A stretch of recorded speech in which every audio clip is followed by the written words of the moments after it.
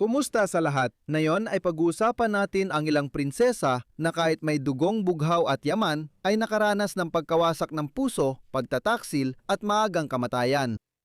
Mula sa nabigong pangarap, pagpapatapon at labis na dalamhati, malayo ang kanilang buhay sa kwentong engkanto.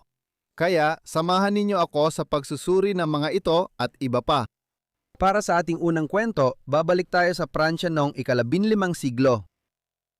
Si Catherine ng Valois ay ipinanganak noong ika-27 ng Oktubre, 1400 at isa sa Hotel St. Paul sa labas ng Paris. Si Haring Charles VIII ng Pransya ang kanyang ama at si Isabel ng Bavaria ang kanyang ina. Kilala si Catherine bilang Catherine ng Valois dahil Valois ang pangalan ng maharlikang pamilya ng Pransya noon. Sila ay bagong maharlikang angkan. Ang tuwirang linya ng House of Gabert na namuno sa Pransya mula pa noong ika-10 siglo ay nawala noong 1328 at noon ay ang House of Valois ang pumalit. Ama ni Catarina ang ika-4 na hari ng Valois. Umupo siya sa trono noong 1300 at 80 nang siya ay 11 pa lamang na bata. Habang tumatanda siya, nagkaroon siya ng problemang psikolohikal na nagdulot ng mga psychotic episode at iba pang sintomas ng sakit sa pag-iisip. Ang kanyang pamumuno ay tumagal ng 42 taon sa kabuuan na nagdulot sa Pransya ng matagal na panahon ng kahinaang pampulitika. Sa mundong puno ng kawalang katiyakan at kaguluhan, dito lumaki si Catherine. Tinatahak ang isang buhay na hinubog ng pampulitikang kaguluhan at personal na paghihirap. At kahit na ang kanyang mga pagsubok ay nasa antas ng maharlika, ang stress at matitinding sitwasyon ay mga bagay na maaari nating maranasan at maintindihan sa sarili nating paraan. Hinubog ang buhay ni Catherine ng digmaang 100 taon na mahigit kalahating siglo nang nagaganap sa kanlurang Europa nang siya ay sinilang noong 1400. Nagsimula ang labanan noong 1337 batay sa kontrol ng korona ng Inglaterra sa malalawak na teritoryo sa hilaga at kanlurang Pransya mula ika-11 siglo. Nang namatay ang huling monarkong kepisya ng Pransya noong 1328 si Haring Edward III ng Inglaterra ay mas may karapatang mag-angkin ng trono ng Pransya kaysa sa bahay ng Valois na pinagmulan ni Catherine. Si Edward ay apo ni Haring Philip ika-4 na namuno sa Pransya mula 1285 hanggang 1314. Noong 1337 huli na niyang napagpasyahan na simulan ang paggiit ng kanyang karapatan sa trono ng Pransya na naging sanhi ng isang digmaan na tumagal gang 1453 kabuuang 117 taon. Iba't ibang yugto ang dinaanan ng bigmaang 100 taon. Nakamit ng Inglaterra ang malalaking tagumpay kontra Pranses noong 1340 at 1350 pero nawala rin ang mga ito sa mga sumunod na dekada. Habang lumalaki si Caterina, maraming hirap ang dinanas ng mga Pranses dahil sa digmaan. Ngunit namuhay pa rin siya ng marangya, binibigyan ng magagandang damit, laruan at mga reliyosong aklat. Pinadala pa siya sa kumbento para sa dekalidad na edukasyon. Lalong lumala ang sitwasyon ng mga Pranses nang palakasin ni Haring Enrique IV ng Inglaterra ang kanilang pagsisikap sa digmaan. Naabot nito ang rurok sa ilalim ng kanyang anak at kahalili, si Enrique V na umupo sa trono ng Inglaterra sa edad na 26 noong 1413. 2 kaon at kalahati ang lumipas sa araw ni San Crispin noong 1415 nagwagi si Enrique ng malaking tagumpay laban sa mga Pranses sa labanan sa Agincourt at nayon ay mas matibay na ang posisyon niya upang ipataw ang pamumuno ng Inglaterra sa Pransya. Si Caterina ang magiging sentro ng mga planong ito. Sa loob ng 1.5 taon matapos ang Agincourt, namatay ang dalawang kapatid ni Caterina na sina Luis at Juan. Dahil dito, si Carlos na lang ang natirang lalaking tagapagmana ng kanilang ama. Ngayon, sinamantala ni Enrique V ang pangmilitar na kalamangan na nakuha niya sa Agincourt at nagsimula ang mga pag-uusap para sa kapayapaan. Napag-usapan na dati ang kasal ni na Enrique at Caterina at muling inalok ito ni Enrique. Maganda si Caterina at umaasa ang hari ng Inglaterra na ang magiging anak nilang lalaki ay magmamana ng trono ng Inglaterra at Pransya. Samantala, hindi kayang tutulan ng mga Pranses ang kanyang hiling. Kaya noong Mayo 1420 napagkasunduan ang kasunduan sa Troyes sa pagitan ng Inglaterra at Pransya at noong ika-2 ng Hunyo 1420 pinakasalan ni Caterina si Enrique sa Katedral ng Troyes.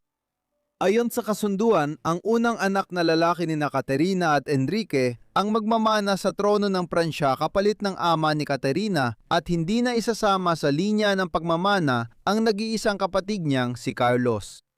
Ngayon, pumunta na si Caterina sa Inglaterra kasama ang bago niyang asawa. Formal siyang kinoronahan bilang reyna konsorte ng Inglaterra noong ika-23 ng Pebrero 1421. Pagkalipas ng 9 na buwan, nanganak siya ng lalaki na inaasahan ng asawa niyang magbubuklod sa Inglaterra at Pransya sa isang korona. Pinangalanan siyang Henry, gaya ng ama niya. Siya lang ang nag-iisang anak at naging hari na Inglaterra nang wala pang 1 taon.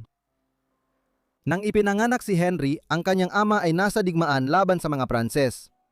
Habang nasa kampanya sa Pransya, namatay siya noong ika-31 ng Agosto, 1422 sa edad na 35 malamang dahil sa disenteriya. Hindi pa man sumasapit ang kanyang ika-21 kaarawan, biyuda na si Catherine. Ayon sa kaugalian ng mga Ingles, ang Queen Dowager o biyuda ng namatay na hari ay hindi na dapat mag-asawa muli. Ito ay para maiwasan ang legal na pag-aangkin sa trono mula sa pamilya ng kanyang pangalawang asawa. Bilang Queen Dowager sa kanyang anak na naging si Haring Henry VI ng Inglaterra, bago pa man ang kanyang unang kaarawan, inaasahan sanang gaganap si Catherine ng malaking papel sa napakahabang pamahalaang rehensya. Magpapatuloy ito hanggang sa mag-14 si Henry kung kailan sisimulan niyang mamahala sa ilang antas.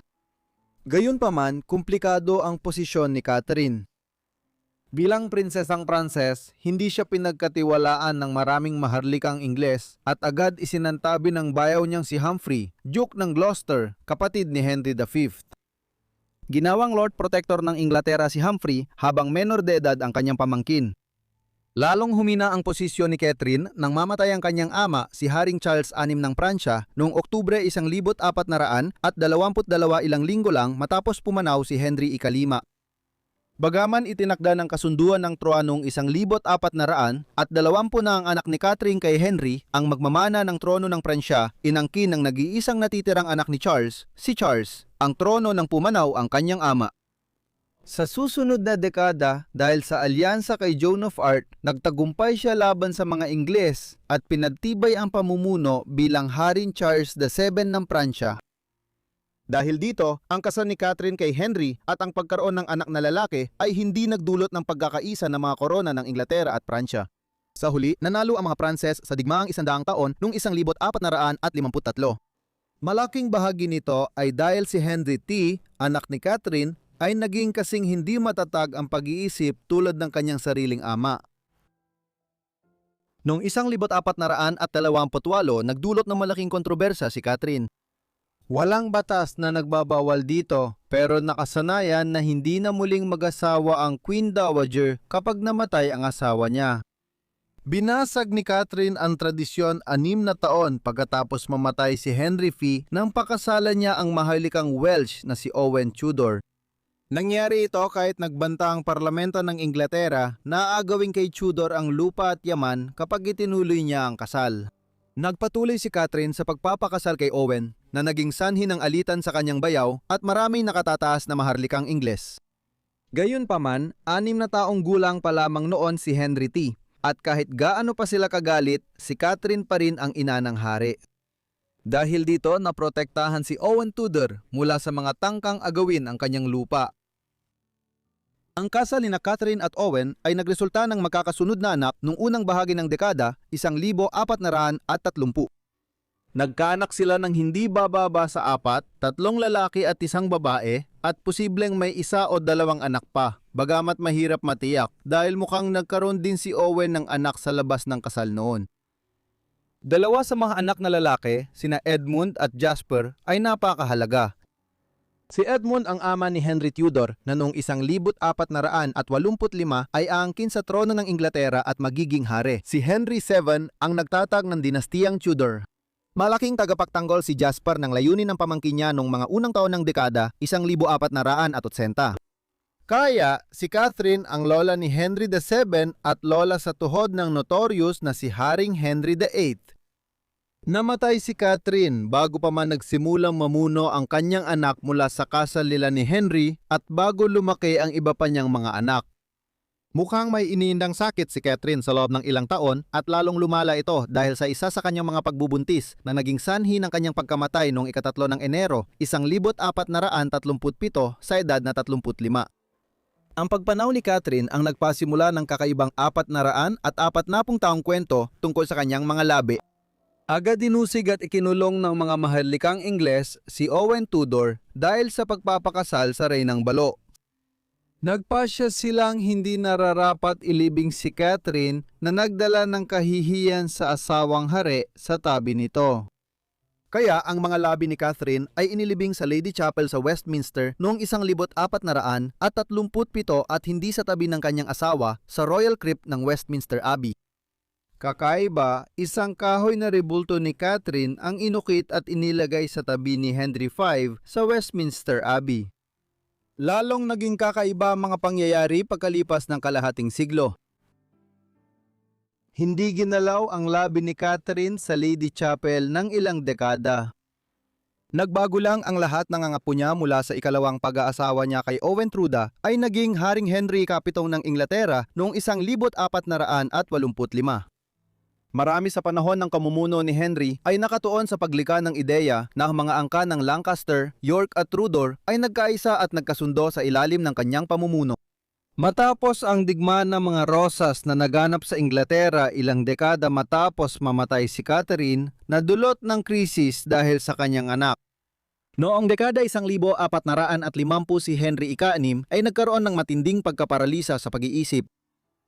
Bilang bahagi ng mga pagsisikap na ito, nagplano si Henry VII na gibain ang Lady Chapel kung saan naroroon ang mga labi ng kanyang lola at magpatayo ng bago at mas ingrandeng kapilya para paglagyan ng mga labi ng ilang mga kamakailang monarko kabilang na si Henry VI. Kasama rito ang pag-abala sa libingan ni Catherine na binuksan habang isinasagawa ang konstruksyon.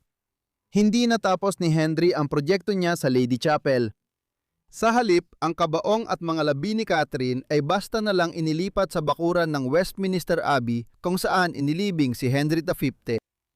Noong unang bahagi ng ika-16 na siglo, nakita ng mga bumisita roon ang isang wasak na kabaong na nakahandusay sa lupa.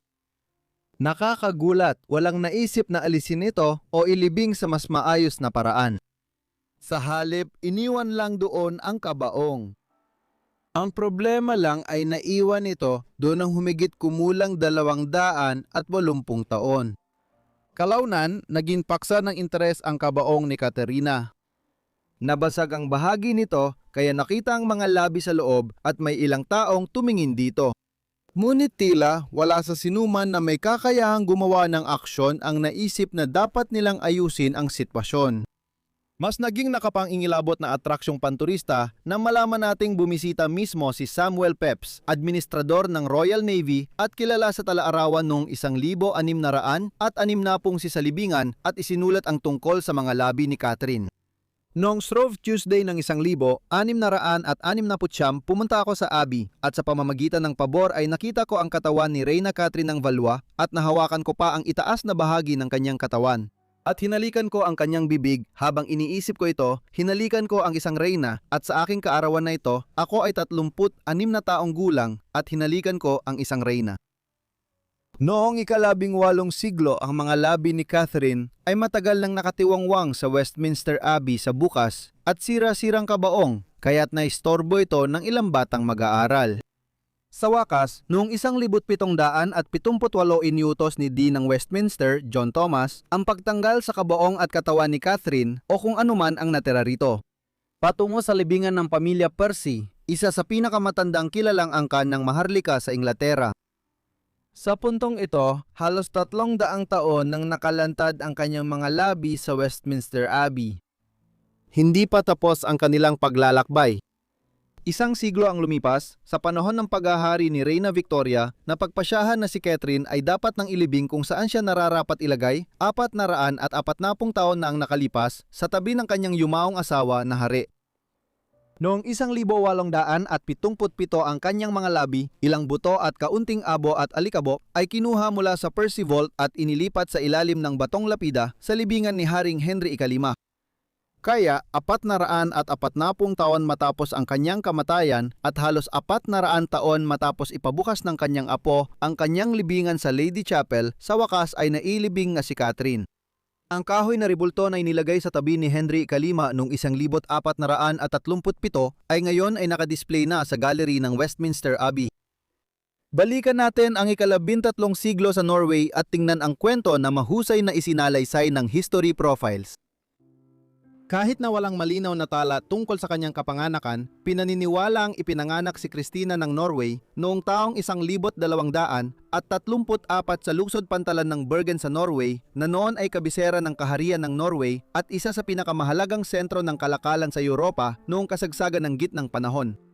Ang ama ni Kristina ay si Haring Hakon ika-4 Hakonson ng Norway na namuno sa kaharian ng Scandinavia mula pa noong 1217 at ang kanyang ina ay si Reynang Konsorte Margaret Skulesdata. Si Kristina ang ikatlo sa 4 na anak ng kanyang mga magulang at mayroon din siyang 2 kalahating kapatid na lalaki mula sa kanyang ama. Nang ipanganak si Kristina noong kalagitnaan ng dekada 1230 ang ama niya ay sangkot sa digmaang sibil laban kay Sigurd Ribbon, nagaangking tagapagmana ng trono. Nahatin nito ang mga maharlika ng Norway at tumagal ng maraming taon na tuluyang natapos lamang noong 1240 nang malinaw na itinatag ni Hakon ang kanyang sarili bilang hari ng Norway. Dahil dito, ang mga unang taon ni Kristina ay ginugol sa gitna ng digmaan at kawalang tatatag sa loob ng pamilyang maharlika.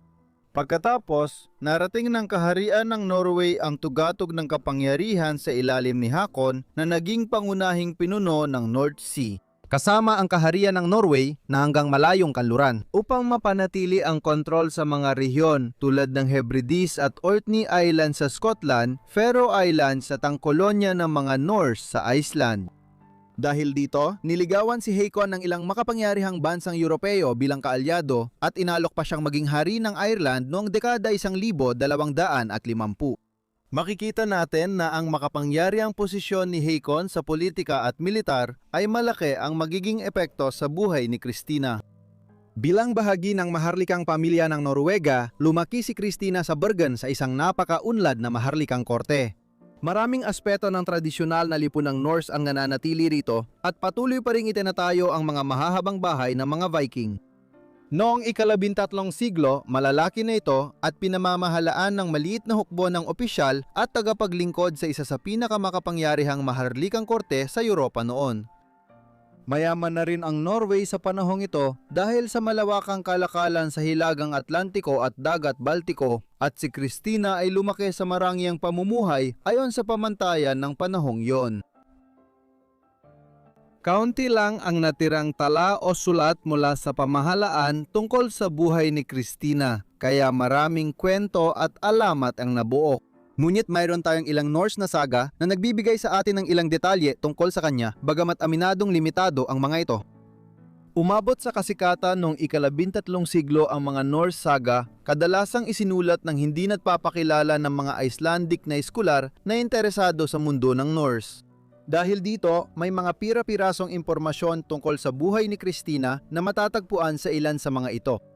Ang pamunahing saga na tumatalakay sa mga detalye tungkol kay Kristina ay ang Hakonar Saga o ang saga ni Hakon Hakonarson, isang lumang Norse na epikong saga na isinulat noong kalagitnaan ng dekada 1260 ng isang historiador mula sa Iceland na nagngangalang Sturla Þórðarson. Isinulat ni Þórðarson ang epiko noong 1264 o 1265 habang naninirahan sa korte ni Magnus Lagabøte, kapatid ni Kristina at anak at tagapagmana ni Haring Hakon ika-4. Ang saga ay isang pagdiriwang ng pamumuno ni Hakon. Dahil dito, ito ang pangunahing pinagkukunan ng impormasyon sa politika noong dekada 1250, lalo na sa kasal ni Kristina at diplomatiko ang kasaysayan nito. Pagsapit ng dekada 1250 at pagdadalaga ni Kristina, maraming makapangyarihang kaharian sa Europa ang nais makipag-alyansa kay Haring Hakon ng Norway na may pinakamalakas na hukbong dagat sa Hilagang Atlantiko. Isa sa mga manliligaw ay si Haring Alfonso ika-10 ng Kastil, na kilala rin bilang Alfonso ang Marunong. Siya ang namumuno sa isa sa ilang mga Kristiyanong kaharian na umusbong sa tangway ng Iberia bilang bahagi ng muling pananakop, isang serye ng mga kampanya ng mga estadong Kristiyano upang mabawi ang teritoryo mula sa mga Moro. Kontrolado ni Alfonso ang Hilaga, Kanluran at gitnang Espanya. Kakaunti lang ang pagsulong ng Kastil laban sa mga Moro ng Granada sa Timog sa loob ng mga dekada dahil palaging tinutulungan ng Emirato ng Granada ng mga Muslim mula Hilagang Aprika. Upang wakasan ang pagkatigil, nagpasya si Alfonso na pamunuan ng krusada mula Iberia patungong Aprika, ngunit kailangan niya ng armada para madala ang mga tropa sa Hilagang Aprika. Malinaw na kandidato ang armada ni Hakon para sa ganitong gawain. Sa Noruega, sabik din si Hakon para sa isang alyansa sa Kastilya dahil ito ay magtitiyak ng supply ng butil at iba pang pagkain sa kanyang kaharian mula sa Mediterranean. Ayon sa alamat, noong mga unang taon ng 1250 habang papasok pa lang si Cristina sa kanyang mga binte, inayos ng ama niyang ipakasal siya kay Haring Alfonso. Pero nagkaproblema. May asawa na si Alfonso. Pinakasalan niya si Violante ng Aragon noong 1249, ngunit kahit ilang taon nang lumipas, wala pa rin silang anak at kinatatakutan na baog siya. Sa ngayon, sawang-sawa na si Alfonso at balak na niyang ipawalang bisa ang kasal. Umasa si Alfonso na hindi lang siya magbibigay ng tagapagmana kundi maganda rin siya. Maputi siya, mahaba ang gintong buhok, asul ang mata at matangkad. Magandang kaapareha ito para kay Cristina at magiging kapaki-pakinabang na alyansa para kay Hakon. Kapag naikasal na ang kanyang anak na babae, magiging reyna siya ng Kastilya at may posibilidad pa na makuha niya ang posisyon bilang emperatriz dahil kandidato rin si Alfonso na maging banal na Romanong emperador. Kaya sa unang bahagi ng tag-init ng 1257, umalis si Cristina sa kanyang bayan kasama ang humigit kumulang 100 tagasunod upang maglayag patungong mainit na Mediterranean. Tumawid ang ekspedisyon papuntang Yarmouth sa Inglaterra bago tumawid sa English Channel at pagkatapos ay naglakbay sa lupa mula Normandy pababa sa timog ng Pransya hanggang Catalonia. Sa wakas, noong taglamig ng 1257, tumawid sila sa mga lupain ng kaharian ng Aragon at sa huli ay pumasok sa Kastilya, dumating sa Valladolid noong unang bahagi ng Enero 1258. Ikinuwento sa atin ng saga ni Hakon Hakonarson ang paglalakbay. Nagustuhan ng prinsesa ang paglalakbay, lalo na habang papalayo sila patimog. Nang makarating sila sa bayan ng Girona at nang marinig ng konde na namumuno roon ang pagdating ng dalaga, naglakbay siya ng 50 milya upang salubungin siya kasama ang obispo at 300 katao. Pagdating sa bayan, hinawakan ng konde ang renda ng kabayo ng prinsesa at inihatid siya papasok sa bayan at siya at ang obispo ay naglakad sa kanyang tabi hanggang sa kanyang tinutuluyan. Ganoon kalaki ang paggalang nila sa kanya kahit saan siya magpunta. Sa huli, nauwi rin sa wala ang kanyang paglalakbay. Pagdating niya sa Kastil, nalaman ni Cristina na wala nang balak si Haring Alfonso na pakasalan siya. Nagsilang na ng tagapagmana ang kanyang asawa matapos ang ilang taong walang anak sa kasal, kaya hindi na niya ito itatakwil. Ayon sa isang kwento, nalaman agad ito ni James ang una, hari ng Aragon, na kilala rin bilang James ang mananakop, at nagpadala siya ng mensahe kay Cristina upang hingin ang kanyang kamay sa kasal. Nakilala niya ang prinsesa noong huling 1257 habang naglalakbay papuntang Kastil at labis siyang humanga sa kagandahan nito.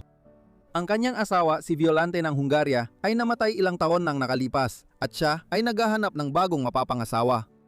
Mas matanda siya, mga 50 taong gulang, at ayaw ng ama ni Cristina makipag-alyansa sa kaharian ng Aragon, kaya magalang nilang tinanggihan ang kahilingan niya. Nahulog si Haring Alfonso sa mahirap na sitwasyon dahil hindi niya alam ang gagawin sa magandang prinsesa. Kaya pinili niyang hayaan si Cristina na pumili ng mapapangasawa mula sa 4 niyang kapatid na lalaki. Ang unang kapatid ay isang kaakit-akit at matagumpay na lalaki, ngunit siya ay may asawa na kahit nahiwalay siya sa kanyang asawa at wala siyang problema sa pag-iwan dito. Agad siyang tinanggihan ni Cristina, ayaw niyang magkaroon ng kinalaman sa isa pang lalaking may asawa. Ang pangalawang kapatid ay kilala bilang kaakit-akit, matalino at isang mahusay na mandirigma, ngunit siya ay malayo sa Kastilya kaya tinanggihan din ni Cristina ang alok na ito. Sa huli, ipinakilala siya sa dalawang nakababatang kapatid at pinili niya si Felipe sa dulo. Maaring hindi totoo ang kwento tungkol kay Cristina na ipinakasundo sa hari, ngunit tinanggihan at pinapili sa pagitan ng kanyang mga kapatid. Sa totoo lang, noong 1258 si Haring Alfonso at ang kanyang asawa ay meron ng 3 anak. Ang una ay ipinanganak noong 1253 at 4 na taon bago naglayag si Cristina papuntang Espanya. May teoryang niloko ang prinsesa at sinabing pakakasalan niya si Haring Alfonso. Siyempre, ito talaga ang kaparehang una ng hinangad ni Hakon para sa kanyang anak. Ngunit nang manganak ang asawa ni Alfonso makalipas ang 5 taon ng kasal, hindi na niya kayang ipawalang bisa ang kanilang pagsasama gaya ng dating niyang plano. Kaya inalok ni Haring Alfonso ang kapatid niyang si Infante Philip ng Castile bilang kapalit, at matapos ang halos 2 taong diplomatikong pag-uusap sa pagitan ng mga kaharian ukol sa kasal, umalis si Cristina. Sa anumang kaso, ikinasa si Cristina sa kanyang bagong asawa noong ika-31 ng Marso, 1258 sa simbahan ng Santa Maria la Mayor sa lugar kung saan naroroon na yon ang katedral ng Valladolid. Si Philip ay isang hindi pangkaraniwang mapapangasawa. Ipinanganak noong 1231, pinalaki siya ng kanyang ama na si Haring Fernando Ikatlo upang maging isang mataas na opisyal sa loob ng simbahang Espanyol. Kahit naging arsobispo ng Seville noong unang bahagi ng dekadang 1250, iniwan niya ang buhay relihiyoso matapos mamatay ang kanyang ama noong 1252. Dahil dito, nakapag-asawa siya kay Cristina pagkalipas ng ilang taon. Habang karamihan sa 100 kasama ni Cristina mula Norway, patungong Espanya ay agad bumalik sa Scandinavia. Marami sa kanila ay malalapit na kasama ng prinsesa at iba pang opisyal na nakatakdang manirahan kasama niya sa Kastilya bilang bahagi ng kanyang mga tauhan. Kaya naman, kahit napadpad siya sa isang banyagang lupain, may ilan pa ring pamilyar na muka sa paligid niya. Ang bagong kasal ay pinagkalooban ng malalawak na lupain at kita mula kay Haring Alfonso, lalo na sa rehiyon ng Seville kung saan dati nang naging arsobispo si Felipe. Gayunpaman, hindi magtatagal na masusulit ni Cristina ang yaman at posisyong ito. Habang lumilipas ang panahon, lalong nag-aalala at nade-depress si Cristina sa Seville. Miss na miss niya ang kanyang bansa at kababayan, pati na rin hindi matiis ang init at mga miyembro ng maharlikang korte.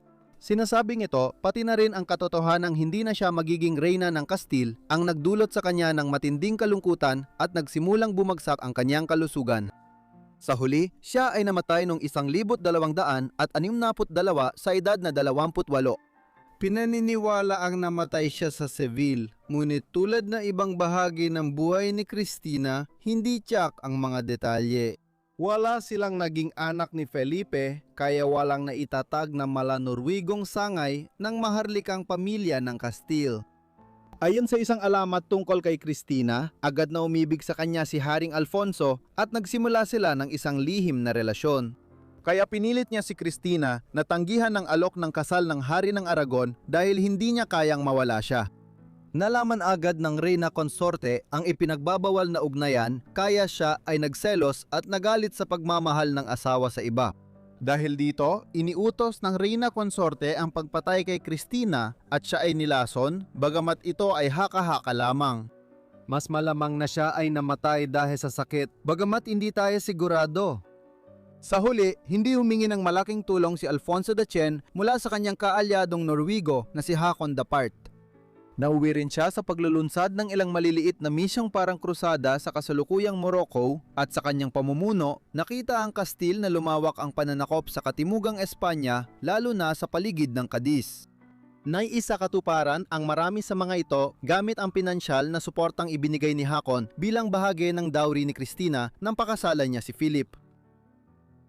Ayon sa alamat, bago mamatay si Cristina, hiniling niya na magpatayo ng simbahan sa Castile para kay San Olaf upang dito siya mailibing. Si San Olaf o Olaf Ikalawa Haraldsson ay naging hari ng Norway mula taong 1015 hanggang 1028 at malayong kamag-anak ni Cristina. Matapos siyang mamatay, itinanghal siyang santo dahil sa pagpapalaganap ng Kristyanismo sa mga paganong Norwegian. Naging pambansang santo ng Norway si Olaf, ngunit hindi natupad ang hiling ni Christina na magpatayo ng simbahan para sa kanya sa Kastil. Sa halip, inilibing siya sa isang simbahan sa bayan ng Covarrubias. Hindi tiyak kung nagluksa si Felipe sa pagkamatay ng magandang asawa, ngunit agad din siyang nag-asawa ulit. Noong 1952 ilang mga manggagawa na nagsasagawa ng pagkukumpuni sa simbahan ng Covarrubias ang nagbukas na magarang sarkopago ni Christina. Nang ito ay nabuksan, natagpuan ng mga taong sangkot ayon sa kanila ang isang bahagyang mummified na kalansay na may habang 1.72 metro malitang bunggo at maganda ang kondisyon ng mga ngipin, walang bakas ng bulok. Lahat ng palatandaan ay tumutukoy sa kalansay ng batang babaeng matangkad at malakas. Lahat ng ito ay tumutugma sa maagang pagkamatay ni Christina.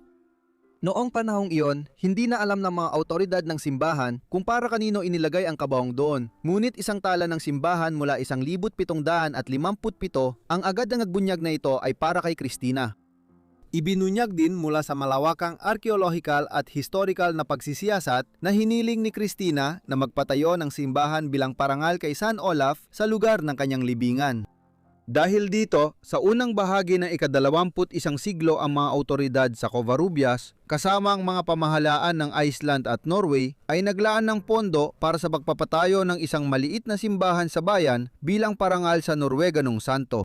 Muling inilibing si Christina doon nang italaga ang simbahan noong 2011. Sa ganitong paraan, natupad ang huling habilin ng Norweganong prinsesang ito na napangasawa sa malayong lugar noong ika-13 siglo.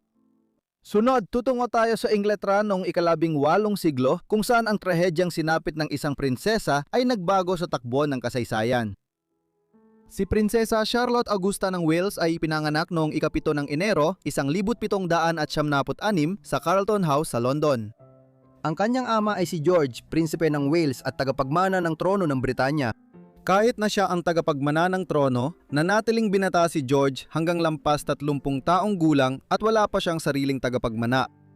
Ito ay dahil sa kanyang matagal ng relasyon kay Maria Fitzherbert, isang karaniwang tao at Katoliko na naging dahilan kung bakit hindi maaring pakasalan ni George si Maria ng legal kung nais niyang maging hari balang araw. May mga batas noon na nagbabawal sa asawa ng isang Romano Katoliko na magmana ng trono ng Britanya. Kaya naman, nanatiling walang asawa si George, ngunit may relasyon kay Fitzherbert sa malaking bahagi ng huling mga taon ng dekada ng 1700 at 80 at ng dekada ng 1770. Noong tagsibol ng 1775 lang tuluyang sinunod ni George ang gusto ng ama niyang magpakasal at magkaanak ng tagapagmana. Kaya, si George ay papakasal kay Caroline ng Brunswick, isang prinsesang Aleman na siya ring kanyang pinsang buo.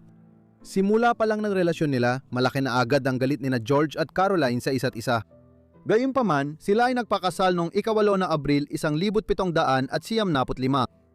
Ayon kay George, 3 beses lang silang nagsama bilang mag-asawa at hindi na ito naulit. Nangyari ito sa mga unang linggo ng kanilang pagsasama. Si Charlotte ay ipinanganak 9 na buwan matapos ikasal ang kanyang mga magulang, bunga ng kanilang maikling ugnayang sexual. Kinabukasan matapos siyang isilang, agad nagplano si Prinsipe George na ihiwalay ang bagong silangyang anak sa ina nito. Ito ang simula ng 20 taong mga pakanan ng kanyang ama na lagi nagdudulot ng problema kay Charlotte. Sa panahong ito, magkaiba na ng tirahan sina Prinsipe George at Caroline at wala pang 1 taon mula ng ikasal, bumalik ulit si George kay Maria Fitzherbert. Lumaki si Charlotte sa sariling tahanan, binantayan ng Dowager Countess of Elgin bilang tagapangalaga niya. Karaniwan ito para sa mga anak ng maharlika noong ika-18 siglo sa Britanya, pero kakaiba kay Charlotte dahil hindi niya sabay nakikita ang kanyang mga magulang. Sa halip, pinapapunta siya sa mga magulang niya sa iba't ibang tahanan sa London at Inglaterra, bagaman ginagawa ni George ang lahat para hadlangan ng asawang hiwalay na sa kanya sa usaping ito. Hindi naman siya ganap na malaya dahil ang lolo ni Charlotte na hari ay madalas hadlangan ang mga pagsisikap ng kanyang anak na bawasan ang ugnayan ni na Charlotte at Caroline. Napilitan si Prinsipe George na sumunod sa kanyang ama sa maraming pagkakataon dahil mayroon siyang matinding problema sa pagsusugal at madalas siyang lumalapit sa hari para humingi ng pera pambayad sa kanyang mga utang. Dahil dito, nagkaroon ng kapangyarihan si Haring George sa anak niya at ginamit ito para protektahan ang apong babae. Kalaunan, binabalewala na ng ama ni Charlotte ang anak dahil naalala niya si Caroline sa itsura nito at naiinis siya sa presensya ng anak sa London. Noong 1804 inalok ng hari na siyang mag-aalaga kay Charlotte, pero hinarang ito ni George dahil takot siyang maging masyadong malapit si Charlotte sa kanyang ina kung aalagaan siya ng hari at reyna. Samantala, patuloy na pinalaki si Charlotte sa Warwick House. Doon, ipinagkatiwala ang kanyang edukasyon kay obispo ng Exeter, John Fisher. Sa ilalim ng kanyang pangangasiwa, iba't ibang guro ang ibinigay upang turuan ang prinsesa sa pagsusulat, kasaysayan, relihiyon, panitikan, Latin, pagguhit, musika at sayaw. Ang kanyang tagapang-alaga at iba't ibang guro ay madalas na nagbanggit sa kanilang mga sulat na ang batang prinsesa ay lumalaki bilang isang masiglang bata na hindi natatakot magsalita ng kanyang saloobin. Lalong umirap ang relasyon ng mga magulang ni Charlotte nang siya lang ang nading lehitimong tagapagmana ng ama at hindi na nagkaanak pa ang mag-asawa. Ibig sabihin, siya ang pangalawa sa linya ng pagmamana ng trono ng Britanya mula pagkasilang at ito ay naging mas mahalaga dahil ang lolo niyang si Haring George III ay matagal nang may suliraning psikolohikal. Ang tinatawag na kabaliwan ni Haring George III ay nananatiling bahagyang naunawaan hanggang sa kasalukuyan.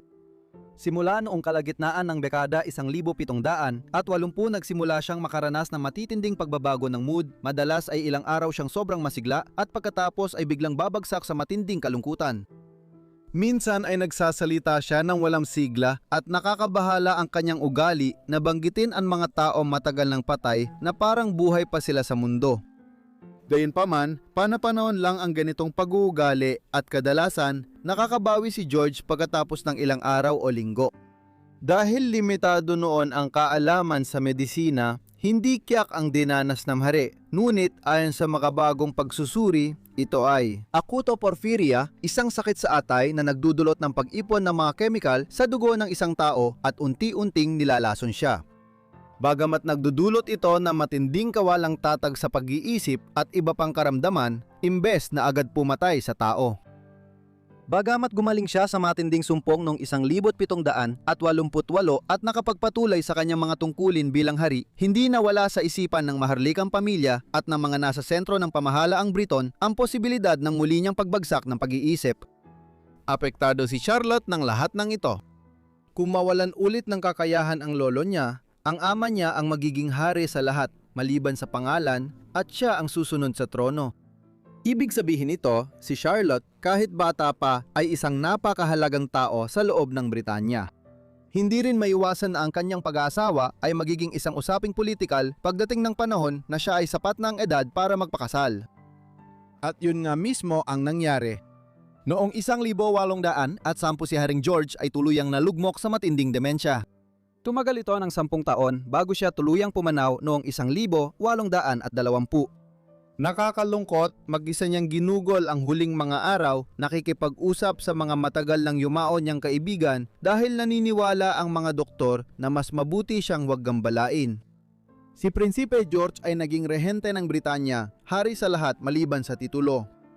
Ang dekada 1810 ay kilala bilang panahon ng rehensya.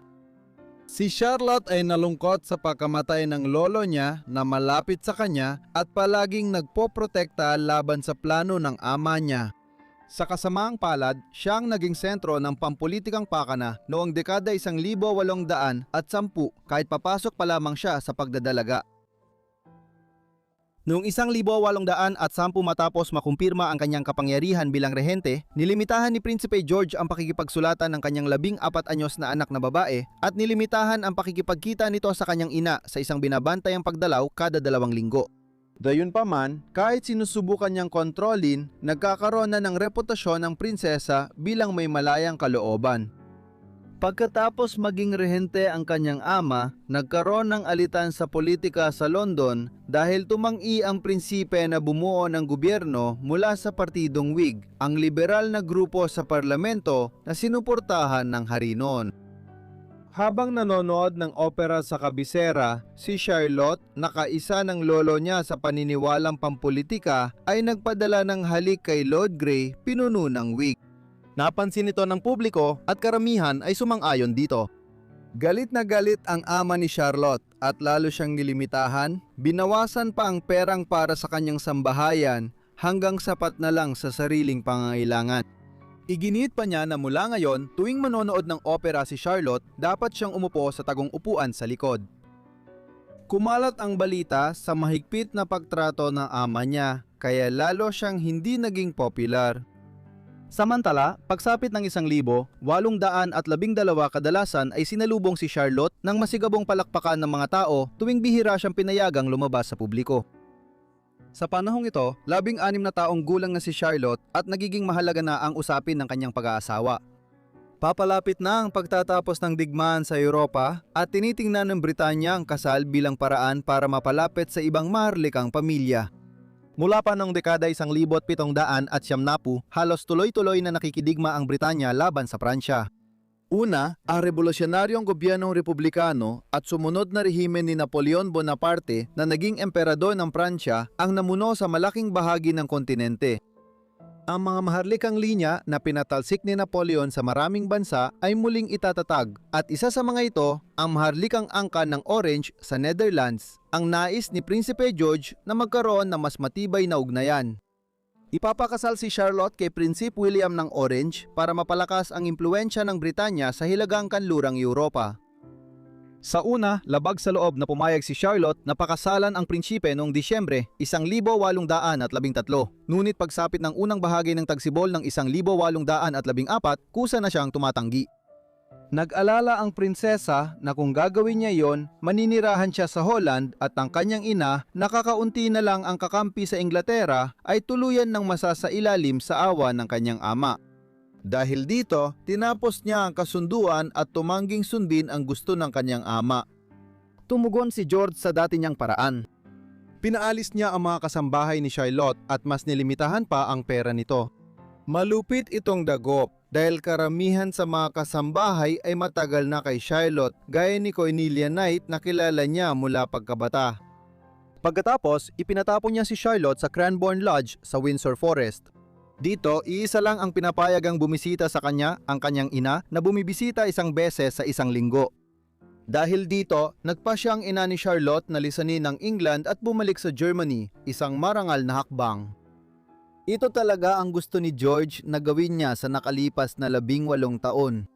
Ngayon, natupad na ang gusto niya, kaya mas gumanda ang pakikitungo ng ama ni Charlotte sa kanya. Hindi na nakabukod ang prinsesa ngayon at noong huling bahagi ng Agosto, 1814 pumunta siya sa tabing dagat sa Weymouth. Nang huminto ang grupo ni Charlotte, maraming tao ang nagtipon para makita siya.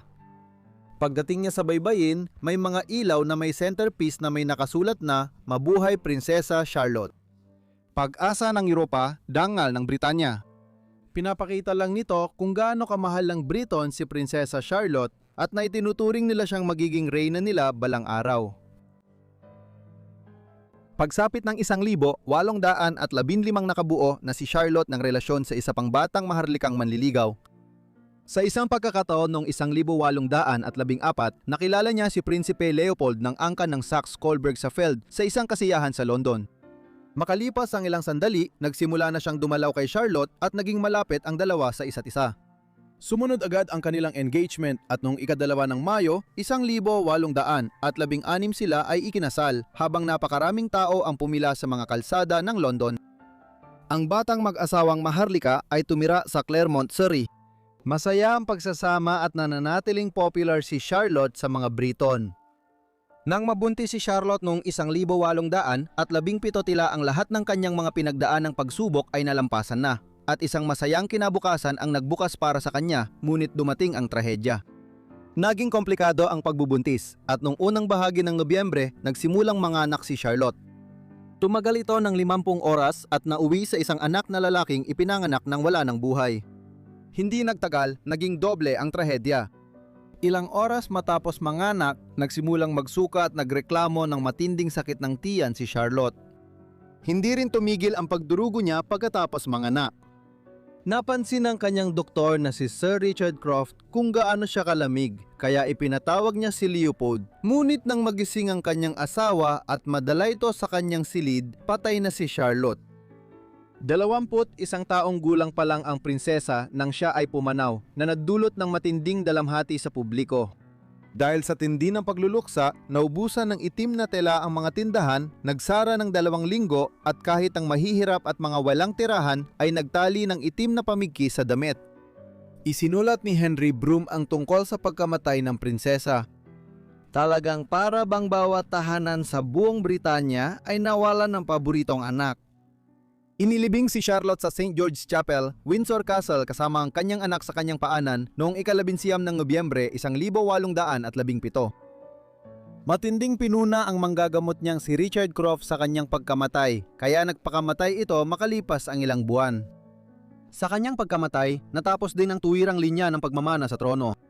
Walang ibang lehitimong anak si Prinsipe George, kaya maliban kung magdiborsiyo sila ni Caroline, mag-asawa siyang muli at magkaroon pa ng mga tagapagmana, ang linya ng pagmamana sa trono ay mapupunta sa iba pang anak ni George III pag namatay si Prinsipe George. Kagiliw-giliw, sa panahong ito, si George Ikatlo ay may 12 buhay na lehitimong anak, ngunit wala siyang lehitimong apo. Nagkaroon ng paligsahan sa mga anak niyang dukay kung sino ang unang magpakasal at magkaroon ng tagapagmana. Dahil dito, halos lahat ng lehitimong apo ni George Ikatlo ay pinanganak matapos mamatay si Charlotte. Pagkatapos mamatay ni George Ikatlo noong 1800 at 20 opisyal na naging hari si Prinsipe George bilang George Ika-4. Tumagal lang ang kanyang pamumuno hanggang 1800 at 30 na pumalit ang nakababatang kapatid niyang si William bilang William Ika-4. Gayunpaman, wala ring lehitimong tagapagmana si William, kaya nang siya naman ay namatay. Noong 1837 napunta ang trono sa batang prinsesa Victoria, ang 18 taong gulang na anak ni Prinsipe Edward, Duke ng Kent, ang ika-4 na anak ni Haring George Ikatlo. Kaya kung hindi namatay si Charlotte noong 1817 at nagsilang ng tagapagmana, si Reyna Victoria, kilala bilang Lola ng Europa at naghari sa pinakamakapangyarihang panahon ng Britanya, ay hindi sana naging reyna ng Britanya. Kahit hindi na masyadong naalala si Charlotte, isa siya sa pinakamalaking panukom sa kasaysayan dahil kung nabuhay siya ng mas matagal, maaring iba ang naging takbo ng Britanya at Europa. Halos lahat na mahilig sa kasaysayan ay alamang pagbitay kay Marie Antoinette at sa kanyang asawang si Haring Louis XVI. Ngunit ilan lang ang may alam sa malungkot na buhay ng kanilang anak, kaya't alamin natin ito. Bagamat kilala na si Haring Louis XVI at ang kanyang asawa, si Reyna Marie Antoinette, ay napatalsik at pinatay noong unang bahagi ng dekada 90 ng 1700 bilang bahagi ng Rebolusyong Pranses. Hindi gaanong napapansin ang papel ng dinastiyang Bourbon, pamilyang maharlika ng Pransya na pinagmulan ni Louis, nang nagpatuloy sa politika ng Pransya noong ika-19 na siglo. Sa katunayan, isa sa mga anak ni Louis at Marie ay naging reyna pa ng Pransya kahit panandalian lamang noong 1830. Si Marie-Thérèse Charlotte ang panganay na anak ni Louis at Marie. Ipinanganak siya noong ika-19 ng Disyembre 1778 sa Royal Palace ng Versailles sa labas ng Paris. Sa mga sumunod na taon, nagkaroon siya ng 3 kapatid, ngunit bawat isa sa kanila ay maagang namatay. Si Louis Joseph ay ipinanganak noong 1781 ngunit namatay dahil sa tuberculosis noong 1789 nang siya ay 7 taong gulang pa lamang. Ang parehong sakit ay pumatay na rin sa nag-iisang kapatid na babae ni Marie, si Sophie Helena, noong 1787 nang siya ay hindi pa umaabot sa kanyang unang kaarawan.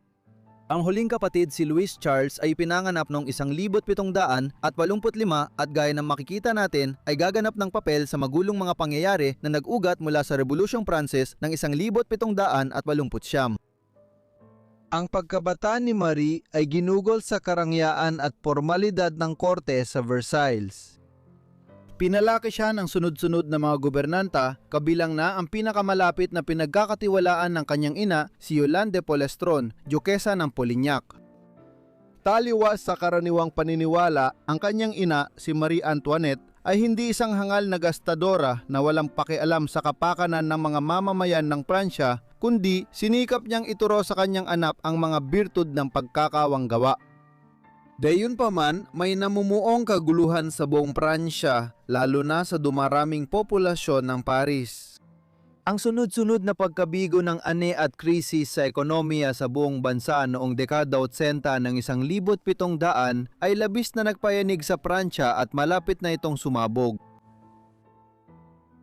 Noong 1789 bilang pagsisikap na maresolba ang krisis pinansyal, pumayag si Louis XVI na magpatawag ng pagpupulong ng Estates General ang parlamento ng Pransya. Hindi ito nagtipon ng mahigit isang siglo at kalahati, ngunit na yon ay kailangang bumuto para sa malaking bayad pinansyal sa monarko upang maiwasan ang pagbagsak ng ekonomiya ng Pransya. Naniniwala si Louis na kaya niyang magbigay ng konting konsesyon sa parlamento, tapos ay bubuwagin ito at muling mamuno ng autokratiko mula Versailles. Mali talaga ang palagay niya rito. Noong tag-init ng 1789 matapos magtipon ng Estates General sa unang pagkakataon, mabilis na nawalan ng kontrol ang hari at ang kanyang mga ministro sa sitwasyon. Pagkalipas ng ilang sandali, inako ng parlamento ang kapangyarihang pampulitika at ibinalik ang pamahalaan sa Paris. Ang pagsalakay ng mga taga-Paris sa kulungan ng Bastille sa lungsod noong ika-14 ng Hulyo 1789 ay naging isang napakahalagang sandali sa Rebolusyong Pranses. Ipinapakita nito kung gaano na naisantabi si Louis sa pamamahala ng sarili niyang bansa. Nagsimulang tumakas ang mga miyembro ng maharlikang korte mula Pransya. Noong unang bahagi ng Oktubre, maraming mamamayan ng Paris ang nagtungo sa Versailles at pinilit sina Hari, Reyna at dalawa pa nilang anak na nabubuhay na lumipat sa Paris. Doon sila nanirahan ng 1.5 taon sa palasyo ng Tuileries sa kabisera ng Pransya. Bago pumalpak ang padalus-dalus na tangkang pagtakas mula Pransya noong Hunyo 1771, nagdulot ng paglala ng relasyon ng hari at reyna sa revolusyonaryong pamahalaan. Sa huli, noong Agosto 1772 si Louis ay tinutulan at pagkatapos nito, siya ay nilitis at pinugutan ng ulo gamit ang guillotine noong ika-21 ng Enero 1773. Ang ina ni Marie ay nagkaroon din ng kaparehong kapalaran noong Oktubre 1773. Kaya, pagsapit ng katapusan ng 1773 si Marie Therese ay naging ulila na, nakakulong sa Paris sa ilalim ng mapanupil na revolusyonaryong pamahalaan. Siya at ang nakababatang kapatid niyang si Louis Charles ay nanatiling nakakulong sa magkaibang lugar. Sa kalaunan, namatay si Louis noong ika-8 ng Hunyo 1775. Ito, tulad ng nangyari sa kanyang mga namayapang kapatid na lalaki at babae, ay halos tiyak na dulot din ng tuberculosis. Ngunit ayon sa autopsy, ilang araw matapos siyang mamatay, may mga palatandaan ng pisikal na pinsala at halatang pinahirapan ang 10 taong gulang na bata habang nakakulong. Si Louis Charlotte ay pumanaw habang ang pinakamarahas at matinding yugto ng Rebolusyong Pranses ay papatapos na. Isang mas mahinahong pamahalaan ang sa wakas ay nagbigay ng pahintulot kay Marie Therese na umalis ng Pransya noong Disyembre 1775 ilang araw bago ang kanyang ika-17 kaarawan. Pupunta na siya ngayon sa Vienna upang manirahan sa pagkatapon sa korte ng kanyang mga pinsang Austrian, habang ang kanyang ina, si Marie Antoinette, ay ipinanganak sa maharlikang pamilya ng Habsburg ng Austria. Dumating si Marie sa Vienna sa mga unang araw ng 1776. Siya lang ang natatanging Bourbon Royal na nakaligtas sa mahabang pagkakakulong ng revolusyonaryong gobyerno ng Pransya noong unang kalahati ng dekada 90 ng 17 siglo. Makalipas ang kaunting panahon, inilipat siya sa Courland na ngayon ay bahagi ng Latvia kung saan naninirahan ang kanyang tiyuhin, ang kapatid ni Louis XVI na si Louis Stanislas. Idineklara niya ang sarili bilang Haring Louis XVIII ng Pransya. Nais na nagdeklara sa sarili bilang hari na ipakasal si Marie kay Louis Antoine, ang anak ni Charles Philippe, isa pang kapatid ni Louis XVI. Kahit na magpinsan silang buo, pumayag si Marie sa kasal at ikinasal ang mag-asawa noong ika-10 ng Hunyo 1779 sa palasyo ng Jelgava sa Latvia. Pagkatapos, lumipat sina Marie at Louis Antoine sa Britanya. Dito, maari sanang namuhay sila ng mahaba at komportableng buhay sa pagkatapon, ngunit sa kalaunan, may mga pangyayari sa France na muling magbabago ng lubusan sa takbo ng buhay ni Marie. Noong huling bahagi ng dekada, 90 ng 17 siglo, unti-unting naging isang diktadurang militar ang Republikang Pranses sa pamumuno ni General Napoleon Bonaparte. Sa kalaunan, noong 1803 idineklara ng Korsikanong pinunong militar na ito ang sarili niya bilang emperador ng France. Sumunod ang mga taon ng digmaan kung saan unang nasakop ni Napoleon ang halos buong Europa at pagkatapos ay nawala ang lahat matapos niyang magkamaling subukang sakupin ang Rusya. Nang napilitan siyang magbitiw sa trono sa unang pagkakataon noong 1800 at 14 nagbigay daan ito sa pagbabalik ng mga Bourbon sa kanilang bayan. Ang tiyo ni Marie na si Louis XVIII ay muling namuno bilang hari ng Pransya at sa kabila ng panandaliang pagbabalik sa kapangyarihan ni Napoleon noong 1815 napatunayan na matatag ang pagbabalik ng Bourbon. Pinamunuan niya ang bansa ng kanyang mga ninuno hanggang 1824. Nang pumanaw si Louis XVIII noong ika-16 ng Setyembre 1824 pinalitan siya ng kanyang kapatid na si Charles Philippe na naging Haring Charles ika-10 ng Pransya. Bilang kapatid ni Louis ika-16, ang bagong monarko ay sabay na tiyuhin at biyena ni Marie. Ang panganay niyang anak ay si Louis Antoine, asawa ni Marie. Dahil dito, 30 taon matapos mapatay ang kanyang mga magulang sa kasagsagan ng Rebolusyong Pranses, napangasawa na ngayon ni Marie ang tagapagmana ng trono ng Pransya. Hindi naging popular si Charles ika-10 bilang bagong monarko noong huling bahagi ng dekada 1820. Bilang matatag na royalista, naitaboy niya ang malaking bahagi ng lipunang Pranses dahil sa pagsisikap niyang muling itatag ang malakas na aristokrasya sa Pransya at ang suporta niya sa simbahang Katoliko Romano. Lahat ng mga hakbang na masyadong nagpapaalala sa mga Pranses sa absolutistang pamumuno ng kanyang nakatatandang kapatid noong mga 20 taon bago ang rebolusyon ng 1789. Lumaban si Charles sa mga kalaban, nagsimula ng digmaang kolonyal sa Algeria para makuha ang suporta sa kanyang pamumuno. Ngunit sa huli ay sumobra siya sa kanyang absolutistang hilig. Ang mitsa na nagdulot ng kanyang pagpapatalsik ay ang paglalabas ng sunod-sunod na mga batas noong Hulyo 1830. Ang July Ordinances ay nagbuwag sa parlamento ng Pransya, nilimitahan ng karapatan bumuto at sinubukang supili ng pamamahayag. Sa ilang araw, kumalat ang malawak na pag-aalsa laban sa kanyang pamumuno sa buong Pransya. Tinawag itong Rebolusyong Hulyo 1830 at nagresulta sa maikling panunungkulan ni Marie bilang reyna ng Pransya. Nang mapagtanto niyang wala na siyang pag-asa, noong ika-2 ng Agosto, nagbitiw si Charles ang ika-10 pabor sa kanyang anak na lalaki, ang asawa ni Marie, si Louis Antoine. Gayunpaman, ang tsansa ni Louis na mapatahimik ang kaguluhan sa Pransya ay hindi mas maganda kaysa sa kanyang ama, kahit na hinikayat siya ni Marie na tanggapin ang pagiging hari ng Pransya. Nag-alinlangan siya sa ideya at makalipas ang 20 minuto matapos magbitiw si Charles. Ang ika-10 si Louis Antoine naman ay tinalikuran ang kanyang karapatan sa trono pabor sa kanyang nakababatang kapatid na si Henry, isang 9 na taong gulang na umaasa siya magiging kandidato ng lahat upang maging bagong monarko.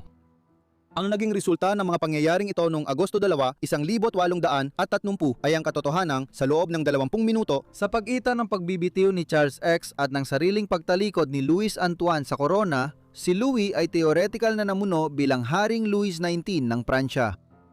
Sa loob din ng parehong 20 minuto si Marie Teresa, ang anak ni na Louis XVI at Marie Antoinette ay naging reyna rin ng Pransya sa maikling sandali. Nalutas ang krisis ng pagmamana makalipas ang 1 linggo noong Agosto 9. Nagpasya ang French Chamber of Deputies o Parlamento na hindi tanggap na kandidato ang batang Henry. At sa halip ay inalok ang trono kay Louis Philippe, isang miyembro ng sambahayan ng Bourbon. Ngunit ang kanyang ama, si Louis Philippe, Duke ng Orleans, ay sumuporta sa Rebolusyong Pranses.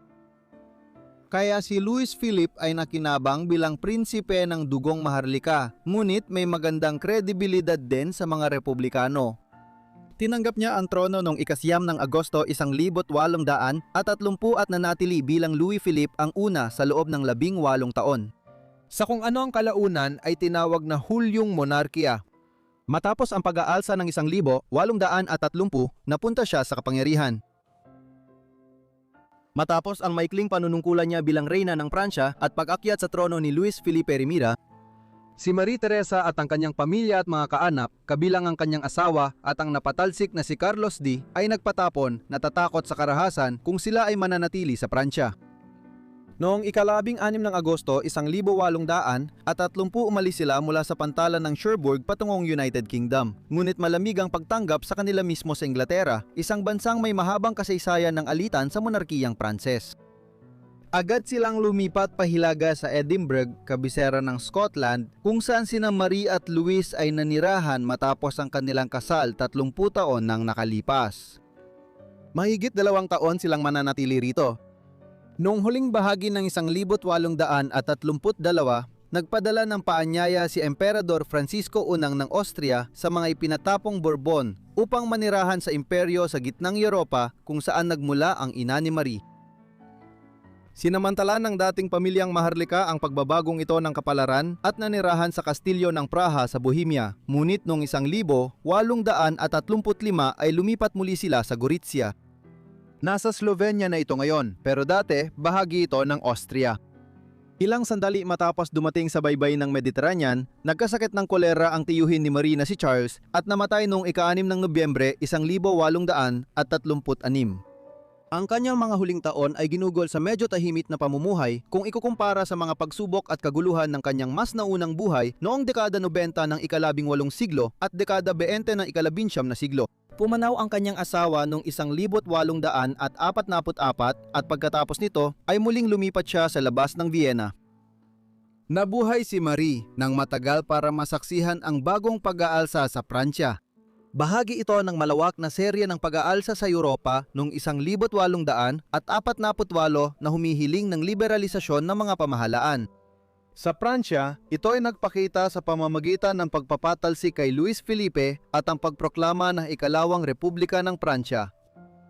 Ito ay napatunayang panandalian lamang at noong 1852, si Luis Napoleon Bonaparte, pamangkin ng dakilang general na sumakop sa karamihan ng Europa, 40 taon na ang nakalipas ay ipinahayag ang sarili bilang pinuno ng ikalawang imperyo ng Pransya. Gayunpaman, si Marie ay namatay ng ilang linggo bago pa man ang pag-akyat ni Napoleon III bilang emperador noong 1852. Noong ika-11 ng Oktubre, 1851 siya ay namatay dahil sa pulmonya sa edad na 72. Palaging ipinatapon mula sa Pransya sa buong buhay niya, marahil ay nararapat lamang na siya ay inilibing sa Gorizia kasama ang kanyang tiyuhin at asawa. Ang kanyang lapida ay may nakasulat na Reynang Balon ng Pransya bilang pag-alala na ang panganay na anak ni na Louis XVI at Marie Antoinette ay panandaliang namuno bilang reyna ng Pransya. Sa loob lamang ng 20 minuto noong 1830. Para sa ating huling kwento, babalik tayo nakalayo sa nakaraan hanggang sa Carthage. Si Sophonisbar, na ang pangalan ay maaari ring baybayin bilang Sophoniba at Sophonis, ay ipinanganak noong bandang 225 BC sa lungsod-estado ng Carthage. Itinatag ng mga Phoenician ang pamayanang ito daan-daang taon na ang nakalipas sa lugar ng kasalukuyang Tunis, hilagang silangan ng Tunisia. Sa paglipas ng mga siglo, lumago ito at naging isang pangunahing republikang pangkalakalan na nakikipagkalakalan sa buong Mediterranean at maging sa kanlurang baybayin ng Africa hanggang sa Gold Coast. Ipinanganak si Sophonisba sa pamilyang Maharlika ng lungsod. Ang kanyang ama ay si Hasdrubao, isang general ng Carthage at miyembro ng kilalang pamilyang Barcid. Limitado ang kaalaman natin sa maagang buhay ni Sophonisba dahil ang mga Romanong historiador tulad ni Livy, Polybius, Cassius Dio at Appian ay nagsimula lang magtala tungkol sa kanya noong dalaga na siya. Gayunpaman, batay sa kanyang kapanganakan at pinagmulan, maaring ipalagay na nakatanggap siya ng maayos na edukasyon, na malamang ay nakasentro sa pag-aaral at kulturang Griego noong panahong nangingibabaw ang kulturang Helenistiko sa mundo ng Mediterranean. Ang buhay ni Sophonisba at ang kahalagahan niya sa kasaysayan ay mauunawaan sa pagsusuri nito sa konteksto ng politika sa kanlurang Mediterranean noong ika-3 siglo BC. Noong bandang taong 300 BC, pinalawak ng Republika ng Roma ang kanilang teritoryo mula sa lambak ng Ilog Tiber upang makontrol ang buong gitna at timog ng Italia. Kasabay nito, pinalawak din ng Carthage ang kanilang nasasakupan sa Hilagang Aprika at pati na rin at mas malayo pa sa Hilaga sa mga isla ng Sicily, Sardinia at Corsica. Handa na ang lahat para sa labanan ng Roma at Carthage para sa pang-inibabaw sa kanlurang Mediterranean. Sa huli, sumiklab ang labanan noong 264 BC. Tumagal ng 23 taon ang unang digmaang Punic hanggang 241 BC. Nang matapos ito, nagwagi ang Roma at napaalis ang Carthage mula sa mga isla ng Italia. Gayunpaman, hindi ito tinanggap ng Carthage ng basta-basta. Agad pagkatapos ng unang digmaang Puniko, isang dakilang general ng Carthage na si Hamilcar Barcar na lolo ni Sophonisba ang nagsimulang sakupin ang malaking bahagi ng Iberia. Peninsula ng Iberia para sa Carthage, isang gawain na ipinagpatuloy ng kanyang mga anak na sina Hasdrubal, ama ni Sophonisba, at Hannibal noong dekada 220 BC. Noong 218 BC, muling lumakas ang Carthage at nakipagdigmaan sa Roma. Si Hannibal ay nagmartsa sa Timog Pransya, tumawid sa Alps upang dalhin ang digmaan sa Roma. Nanatili si Hasdrubal sa Iberia para protektahan ang teritoryo ng Carthage laban sa ekspedisyon ng Romano. Ang ikalawang digmaang Punic ay tumagal ng 17 taon at sa kontekstong ito, naging mahalagang tao si Sophonisba. Bilang miyembro ng isa sa mga pangunahing mararangal na angkan ng Carthage at anak ng isa sa mga pangunahing general nito. Sa digmaan laban sa Roma, si Sophonisba ay mahalaga sa pagkuha ng diplomatikong alyansa para sa Carthage. Habang tumatagal ang digmaan lampas sa ika-10 taon nito noong 208 BC, naging lalo itong kinakailangan noong 206 BC nang nagawang paalisin ng mga Romano ang mga Carthaginian mula sa Iberian Peninsula. Sa simula, ang mga negosasyon ukol sa kasal ay nakatuon sa pag-iisang dibdib ni Sophonisba at Masanisa, ang pinuno ng mga masil ng Silangang Numidia, isang reyon na halos katumbas ng silangang bahagi ng Algeria ngayon. Gayunpaman, nang tumakas si Hasdrubal mula Iberia patungong Hilagang Aprika noong 206 BC. Siya at ang Senado ng Carthage ay nagbago ng desisyon at napagpasyahan na ang pag-iisang dibdib kay Syphax, ang pinuno ng mga masil ng kanlurang Numidia, ay maaaring mas kapakipakinabang. Si Syphax at Masinisa ay magkaribal sa kapangyarihan sa buong Numidia at napagpasyahan ngayon ng mga Carthaginian na si Syphax ang mas malakas sa kanilang dalawa at siyang pinakamainam na makakatulong sa Carthage. Malaking tulong militar ito kung sakaling sakupin ng mga Romano ang Hilagang Aprika na inaasahan matapos nilang sakupin ang Iberia. Agad na natapos ang kasunduan sa kasal. Nahulog si Syphax sa kagandahan ni Sophonisba at pumayag siyang talikuran ang alyansa na pinasok niya kasama ang Roma noong 214 BC. Nakipag-alyansa siya sa Cartago at ilang linggo matapos ang kasal kay Sophonisba, pinaalis nila ni Hasdrubal si Masanisa mula sa Silangang Numidia at pinag-isa ang rehiyon sa ilalim ng pamumuno ni Syphax. Parang maayos ang lahat para sa kanilang digmaan at ang kasal ni Sophonisba kay Syphax ay nagpatibay sa posisyon ng Cartago sa buong Hilagang Aprika. Biglang nagbago ang kalagayan ni Sophonisba noong 204 BC. Noong taon na yon, sinalakay ng Romanong general na si Publius Cornelius Scipio ang Hilagang Aprika kasama ang hukbong Romano. Pinanatili ni Syphax ang kanyang alyansa sa Carthage, ngunit nakakuha si Scipio ng mga kakampi sa reyon sa ilalim ng pamumuno ni Masanesa. At noong 203 BC, lubusang natalo ang mga Numidian ni Syphax sa labanan sa malalawak na kapatagan sa kanluran ng lungsod ng Carthage. Pagkatapos ng labanan na ito, tumakas si Syphax pabalik sa kanyang kabisera na Saeta na ngayon ay tinutumbasan ng makabagong lungsod ng Constantine sa hilagang Algeria. Pinag-isipan niyang makipagkasundo sa mga Romano, ngunit namagitan si Sophonisba para tiyakin ang katapatan niya sa Carthage. Ginawa niya ito, ngunit mabilis na nagbago ang sitwasyon. Pagkatapos ng labanan sa malalawak na kapatagan, ipinadala ni Scipio ang isa sa mga nakatataas niyang general na si Gaius Laius para tulungan si Masanisa habulin si Syphax sa Saeta. Tumugon si Syphax sa pamamagitan ng titipon ng bagong hukbo para salubungin sila sa labas ng Saeta. Ngunit karamihan sa kanyang tropa ay mga baguhang recruit na walang karanasan at hindi katapat na mga legion ng Romano. Dahil dito natalo si Syphax at nabiyag sa labanan sa Saeta noong 203 BC. Ipapadala na siya sa Roma. Matapos ang pagkatalo at pagkabihag ni Syphax sa Saeta noong 203 BC, matagumpay nang pumasok si Masanisa sa Saeta habang iniwan niya si Laius kasama ang mga puwersang Romano sa kapatagan sa labas ng Saeta. Marami tayong detalyeng nalalaman sa mga sumunod na nangyari. Mula sa isang mahaba at detalyadong salaysay ng Romanong historiador na si Livy sa kanyang aklat na Ab Urbe Condita na nagsasalaysay ng kasaysayan ng Romanong Republika mula sa pagkakatatag nito hanggang sa pagtatapos ng Republika makalipas ang 700 taon. Inilarawan ni Livy ang pagpasok ni Masanisa sa palasyo ng hari sa Saeta kung saan sinalubong siya ni Sophonisba. Lumuhod siya sa paanan ni Masanisa at nakiusap na huwag siyang ipailalim sa malupit na pamumuno ng Romano. Kung hindi niya siya maililigtas, nakiusap siya na patayin na lang siya doon mismo kaysa hayaang maging bihag siya ng mga Romano.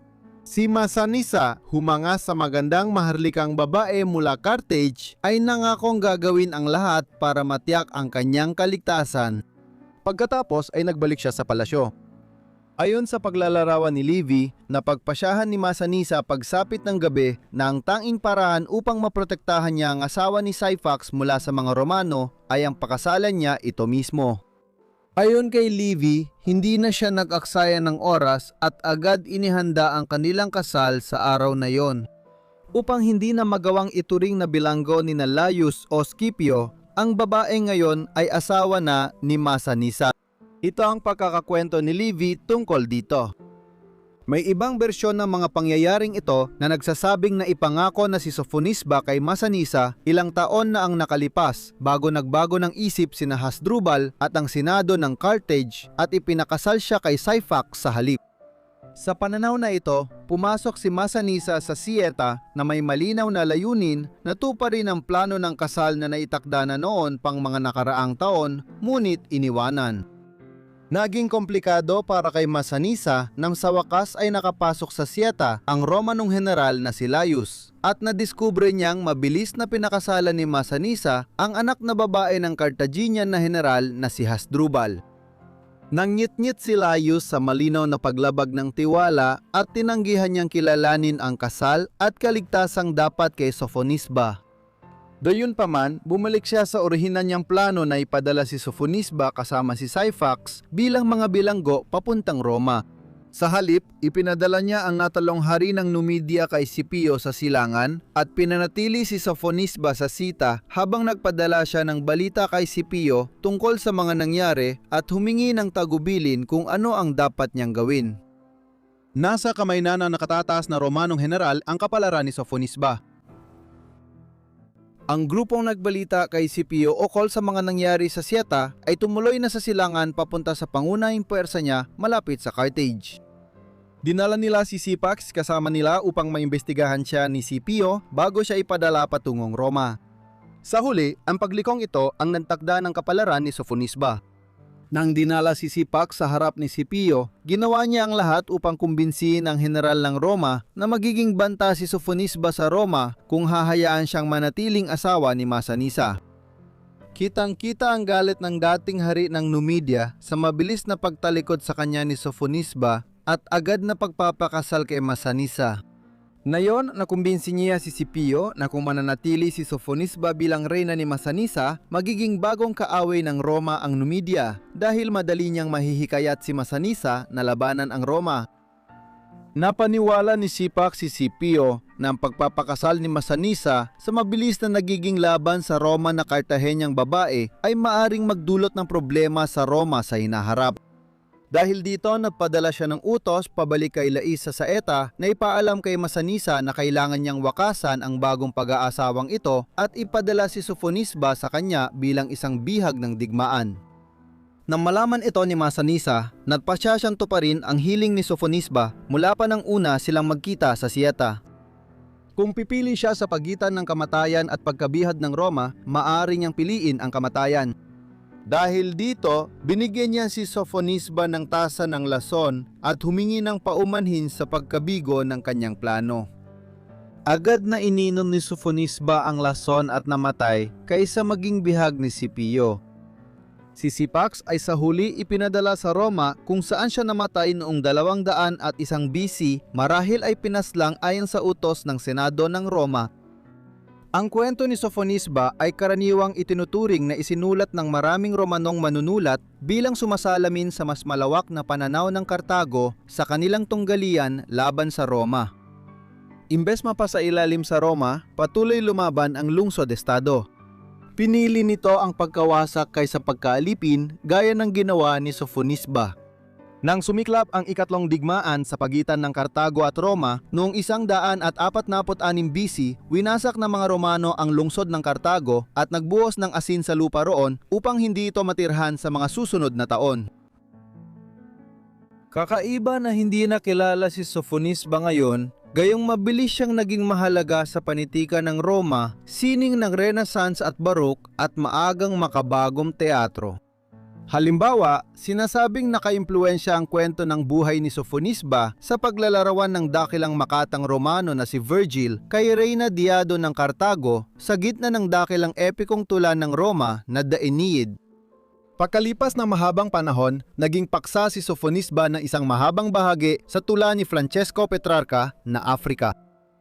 Sa entabladong Ingles, unang itinanghal ang The Tragedy of Sofonisba ni John Marston noong 1606 habang makalipas ang 70 taon, isinulat ng Ingles na manunulat na si Nathaniel Lee ang dula na Sofonisba o ang pagbagsak ni Hannibal. Kaya naman, bagamat halos nakalimutan na siya ngayon, si Sofonisba ay isang kilalang personalidad noong mga nakaraang panahon, lalo na noong ika-17 siglo. Maraming salamat sa inyong lahat sa panonood ng video na ito. Tungkol sa mga trahedyang prinsesa, sana ay naging kawili-wili ito para sa inyo. Ipaalam ninyo sa akin ang inyong mga opinyon tungkol sa kanilang mga buhay sa ibaba sa mga komento. At kung gusto niyo pa ng mas mahahabang video na tulad nito, sabihin niyo rin sa akin. At siya nga pala, sana ay nakasubscribe na kayo at naka-on ng notifications para makuha ninyo agad ang lahat ng aking mga video kapag nag-upload ako. Siya nga pala, yun lang mula sa akin, kaya magkikita-kita tayo sa susunod na Forgotten Lives. Salamat!